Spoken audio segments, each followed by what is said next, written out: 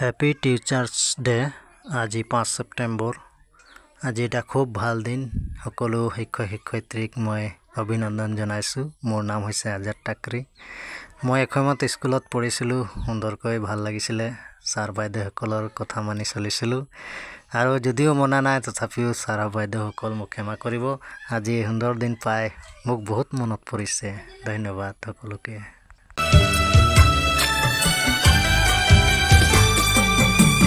মোৰ শিক্ষা গুৰু তোমাকে প্ৰণাম। হে মোৰ শিক্ষা গুৰু তোমাকে প্ৰণাম। আমাৰ জীৱনত দীপ্তি জ্বলোৱা, আমাৰ জীৱনত দীপ্তি জ্বলোৱা